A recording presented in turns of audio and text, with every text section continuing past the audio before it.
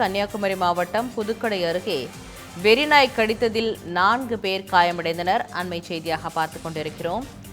கன்னியாகுமரி மாவட்டம் புதுக்கடை அருகே வெறிநாய் கடித்ததில் 4 பேர் காயமடைந்தனர்.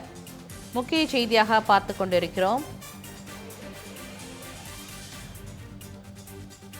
வெறிநாய் கடித்ததில் 4 பேருக்கு காயம் ஏற்பட்டுள்ளது. கன்னியாகுமரி மாவட்டம் புதுக்கடை அருகே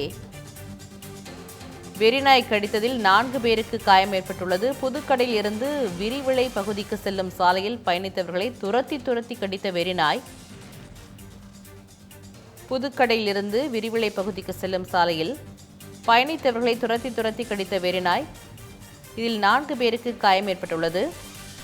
இது குறித்து விரிவான தகவலை பகிர்வதற்காக அருள்குமார் இணைப்பில் உள்ளார். வணக்கம் அருள்குமார், இது குறித்து விரிவான தகவலை பகிருங்கள்.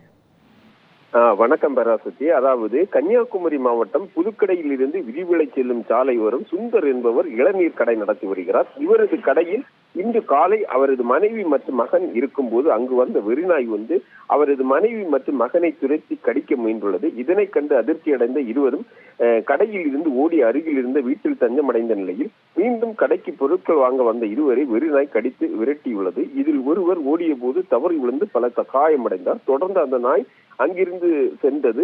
இதனால் சாலையில் செல்லும் வாகன ஓட்டிகள் மற்றும் பொதுமக்களுக்கு பெரும் அச்சுறுத்தலாக மாறி சுற்றி திரியும் இந்த நாயை ஊராட்சி நிர்வாகம் மற்றும் அந்த சம்பந்தப்பட்ட அதிகாரிகள் உடனடியாக இந்த நாயை அங்கிருந்து அப்புறப்படுத்த நடவடிக்கை எடுக்கப்பட வேண்டும் என்ற கோரிக்கை எழுந்திருக்கிறது. இந்த வெறிநாய் காரணமாக 4 பேர் காயமடைந்திருக்கிறார்கள். மேலும் பல வாகன ஓட்டிகள் இதனால் இருசக்கர வாகனத்தில் செல்லும் போது அந்த வெறிநாய் துரத்தியில் விழுந்து காயம் அடைந்திருக்கிறார்கள்.